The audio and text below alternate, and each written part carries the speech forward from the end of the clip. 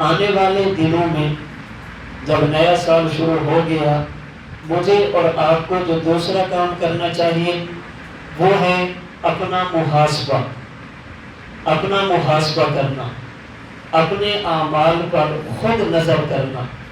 قرآن کریم کے 28ویں پارے میں اللہ رب العزت فرماتے ہیں یا ایھا الذین آمنو، اے مجھے خدا ماننے والوں، ایمان والوں، اتقوا اللہ ولتنظر نفس ما قدمت لغد۔ نمبر 1 اللہ سے ڈرو، اور نمبر 2 یہ دیکھو کہ ہم نے آنے والی زندگی کے لیے کیا کچھ تیار کر رکھا ہے۔ اپنا محاسبہ کرو، اپنے اعمال کا احتساب کرو، اپنے گریبان میں جھانکو، تقوی اختیار کرو اور محاسبہ کرو۔ تقوی کا مطلب کیا ہے؟ جن کاموں کے اللہ کرنے کا حکم دے انہیں کرو، جن کاموں سے اللہ پاک روک دیں ان سے رک جاؤ۔ اگر اللہ نے نیکی کا حکم دیا لیکن سستی کر بیٹھے ہو، اللہ سے معافی مانگو۔ جن کاموں سے اللہ نے روکا کر بیٹھے ہو، اس پر بھی اللہ سے معافی مانگو، اسے تقویٰ کہتے ہیں۔ نمبر 2 وَلْتَنْظُرْ نَفْسٌ مَا قَدَّمَتْ لِغَدٍ، اپنے اعمال کا محاسبہ کرو، اپنے اعمال کا محاسبہ کرو کہ ہم نے آنے والی زندگی کے لیے کتنے اعمال تیار کر رکھے ہیں۔ اس لیے ہم میں سے ہر شخص کو چاہیے تھوڑا سا وقت نکال کر خلوت میں بیٹھ جائیں، لائٹ بند کر لیں، پھر مراقبہ کریں، اپنے گریبان میں جھانکیں۔ کسی کو کچھ کہنے کی ضرورت نہیں، میری زندگی مجھے معلوم ہے، اس پر میں سوچوں جو سال گزرا ہے 1443 ہجری، اس میں نے کتنے نیک اعمال کیے، نمازیں کتنی پڑھی ہیں، میں نے روزے کتنے رکھے ہیں، زکوٰۃ فرض تھی میں نے کتنی دی ہے، قربانی واجب تھی میں نے کی ہے یا نہیں کی، میری فصل تھی میں نے عشر ادا کیا ہے یا نہیں۔ نیکیوں پر توجہ کرو۔ اور نمبر 2 اس سال میں نے کتنے گناہ کیے، اللہ رب العزت کو ناراضگی والے کتنے اعمال کیے۔ اس سال میں توجہ کرنے کے بعد اگر اعمال خیر ملے، نیکیاں ملیں، اس پر اللہ کا شکر ادا کریں۔ اللہ تیرا کرم ہے، تو نے نماز کی توفیق دی، تیرا کرم ہے تو نے عبادات کی توفیق دی۔ نیکیوں پر اللہ کا شکر ادا کریں۔ اور اگر گناہ ہو گیا، اللہ کی نافرمانی ہو گئی، اس پر فوراً اللہ سے معافی مانگیں، توبہ کریں، اللہ رب العزت کے سامنے گڑ گڑائیں۔ پھر توبہ کرنے کے ساتھ یہ دیکھیں جو اعمال میں نے غلط کیے ہیں، گناہ کیے ہیں، ان کی تلافی کی صورت ہے یا نہیں۔ اگر ان کی تلافی ہو سکتی ہے، اللہ سے معافی بھی مانگی جائے اور تلافی بھی کی جائے۔ مثال کے طور پر کسی کے ذمے نمازیں رہ گئی ہیں، اللہ سے معافی بھی مانگے اور نمازوں کی قضا بھی کرے۔ زکوٰۃ فرض تھی، مکمل ادا نہیں کی یا کچھ ادا کی، اللہ سے معافی بھی مانگے، زکوٰۃ ادا کرے۔ عشر واجب تھا، نہیں ادا کیا، توبہ بھی کرے، عشر بھی ادا کرے۔ اسی طرح وہ اعمال جن کی قضا ہو سکتی ہے، تلافی ہو سکتی ہے، توبہ کے ساتھ ساتھ ان کی تلافی بھی کرے۔ اور اگر گناہ ایسا ہے جن کی قضا نہیں ہو سکتی، تلافی کی کوئی صورت نہیں ہے، پھر فقط اللہ رب العزت سے توبہ کرے، اللہ کے سامنے معافی مانگے اور اللہ رب العزت سے بخشش کا سوال کرے۔ اسی طرح یہ دیکھیں اس گزشتہ سال میں نے کتنے لوگوں کا دل دکھایا، میری وجہ سے کتنے لوگوں کو تکلیف پہنچی، ان سے معافی مانگے اور دنیا کے اندر اپنے معاملے کو صاف کرے۔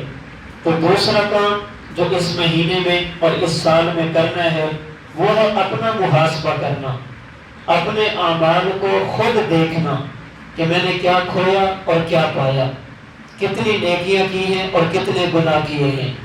حضرات صحابہ کرام رضی اللہ تعالی عنہم اجمعین جو رسول اللہ صلی اللہ علیہ وسلم کے بعد، انبیاء کرام علیہ السلام کے بعد امت کے بہترین افراد ہیں، امت کا بہترین طبقہ ہے۔ صحابہ کرام رضی اللہ تعالی عنہم اجمعین میں سے ہر صحابی اپنے اعمال کا محاسبہ کرتا تھا، آنے والی زندگی میں میرے ساتھ کیا ہوگا، میں نے کون سے اعمال کیے ہیں جن کی بنیاد پر اللہ کی عدالت میں پیش ہوگا۔ ہر صحابی اپنا محاسبہ کرتا، ہر شخص اپنے اعمال پر نظر رکھتا۔ سمجھانے کے لیے صرف ایک حدیث مبارک آپ کی خدمت میں عرض کر دیتا ہوں۔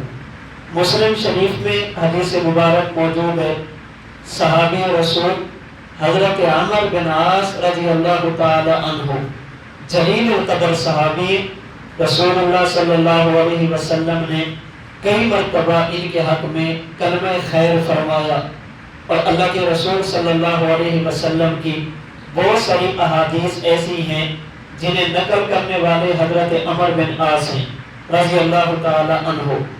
جب آپ کی وفات کا وقت قریب آیا، بالکل آخری لمحات تھے، سمجھے کہ اب میرا دنیا میں رہنا ناممکن اور مشکل ہے، آپ نے دیوار کی طرف منہ کیا اور زاروں قطار رونے لگ گئے، دیوار کی طرف منہ کر کے رو رہے ہیں۔ بیٹے نے کہا، ابا جان آپ کیوں روتے ہیں؟ کیا آپ کو وہ باتیں یاد نہیں ہیں جو رسول اللہ صلی اللہ علیہ وسلم نے آپ کے بارے میں فرمائی تھی، آپ کو خوشخبریاں دی ہیں، بشارتیں دی ہیں؟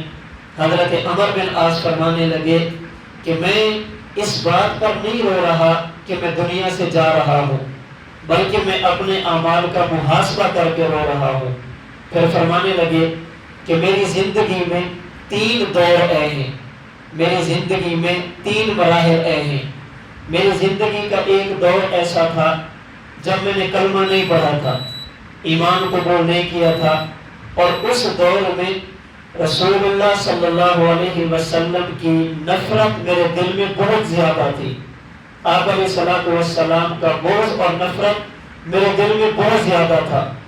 اگر اس دوران میں دنیا سے چلا جاتا بغیر ایمان اور کلمہ کے تو میرا جنت میں جانا ناممکن تھا، اللہ مجھے جہنم میں ڈال دیتے۔ یہ میری زندگی کا پہلا دور تھا۔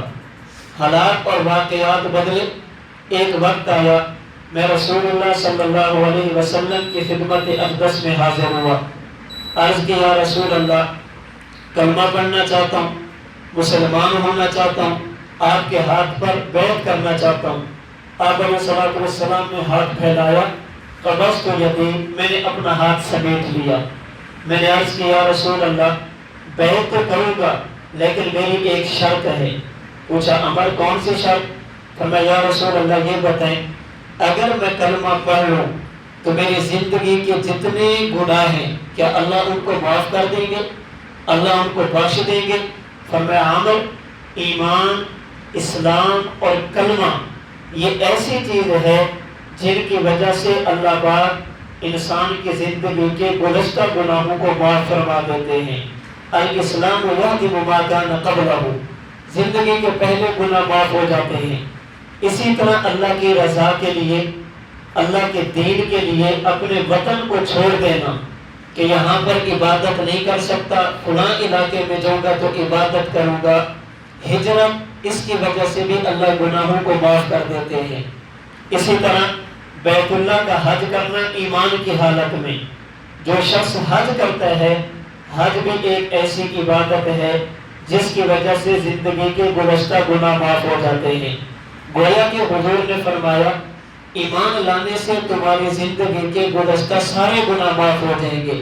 فرماتے میں نے حضور کے ہاتھ پہ ہاتھ رکھا، میں نے کلمہ پڑھا، ایمان قبول کیا۔ یہ میری زندگی کا دوسرا دور تھا، اور اس دور میں میرے دل میں اگر کسی کی سب سے زیادہ محبت تھی تو وہ اللہ کے رسول صلی اللہ علیہ وسلم تھے۔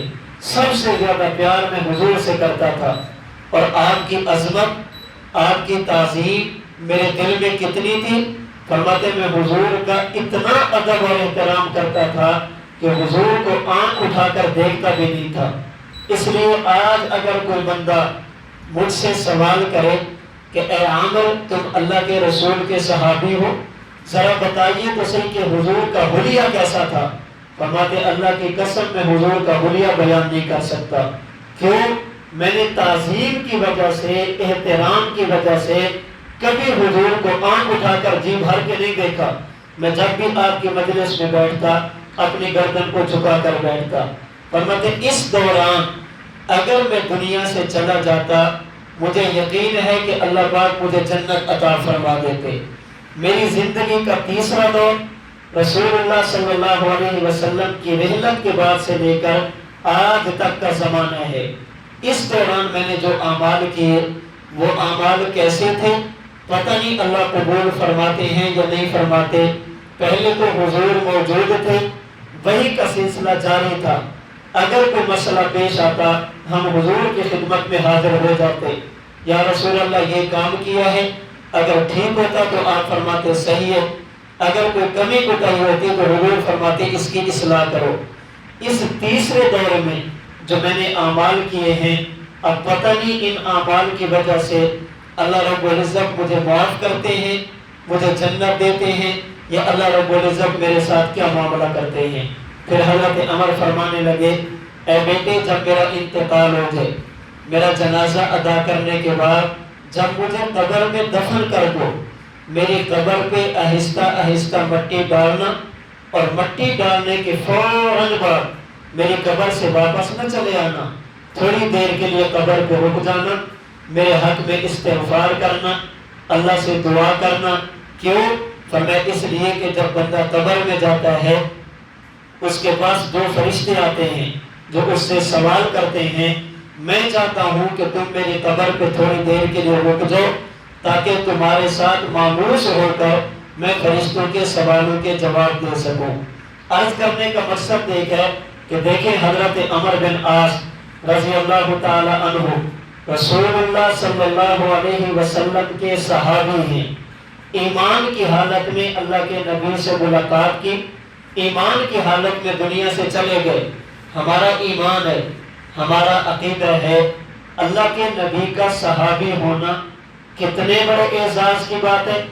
اس وقت اگر پوری دنیا میں انسانوں کی آبادی 7 ارب اور 40 کروڑ ہے، ان تمام کے تمام لوگوں کو آپ کلمہ پڑھا کے سارے لوگوں کو مسلمان بنا دیں، پھر ان تمام کے تمام لوگوں کو قرآن کریم کا حافظ بنا دیں، قرآن کریم کا قاری بنا دیں، دین کا عالم بنا دیں، انہیں مفسر، محدث، فقیہ بنا دیں، 5 وقت کا نمازی، رات کا تہجد گزار، دن کا روزہ رکھنے والا، حج کرنے والا، جہاد کرنے والا، ساری نیکیاں ان کے اندر رکھ دیں، ہمارا ایمان ہے 7 ارب اور 40 کروڑ یہ سارے کے سارے نیک لوگ ایک طرف ہو جائیں اور اللہ کے رسول صلی اللہ علیہ وسلم کا ایک صحابی ایک طرف ہو جائے، یہ 7 ارب 40 کروڑ مل کر بھی کسی ایک صحابی کے مقام تک نہیں پہنچ سکتے۔ سب سے اعلیٰ مقام ہے صحابی ہونا، اللہ کے رسول صلی اللہ علیہ وسلم سے ایمان کی حالت میں ملاقات کر لینا، یہ کیسا اعزاز ہے۔ آج ہم میں سے کسی بندے کے بارے میں یہ گارنٹی نہیں دی جا سکتی اللہ پاک اسے جنت دیں گے۔ صحابہ کرام امت کا وہ طبقہ ہے جن کے بارے میں اللہ نے قرآن میں فرمایا وَكُلًّا وَعَدَ اللَّهُ الْحُسْنَىٰ، اے میرے نبی کے صحابہ جو تم میں سے پہلے ایمان لے یا تم میں سے بعد میں ایمان لے، میں اللہ تمام کے ساتھ جنت کا وعدہ کرتا ہوں، اللہ تمام کو جنت عطا فرمائیں گے۔ جن کے جنتی ہونے کا وعدہ اللہ نے قرآن کریم میں فرمایا وہ اپنے اعمال کا محاسبہ کتنا کر رہے ہیں، انہیں آخرت کا کتنا ڈر ہے۔ اب مجھے اور آپ کو فیصلہ کرنا ہے کہ میں اور آپ اپنے اعمال کا محاسبہ کتنا کریں۔ تو دوسرا کام، اس آنے والے سال میں، نئے سال میں اور آپ اپنے اعمال کا محاسبہ کریں، یہ سوچیں کہ یہ جو سال گزرا ہے اس سال میں ہم نے نیکیاں کتنی کی ہیں، ہم سے گناہ کتنے ہوئے۔ اگر نیکیاں ہیں اللہ کا شکر ادا کریں، کمی اور کوتاہی ہے اس کے تدارک کی کوشش کریں، اگر گناہ ہو گئے اللہ سے معافی مانگیں اور آئندہ گناہ نہ کرنے کا عزم اور ارادہ کریں۔ نمبر 3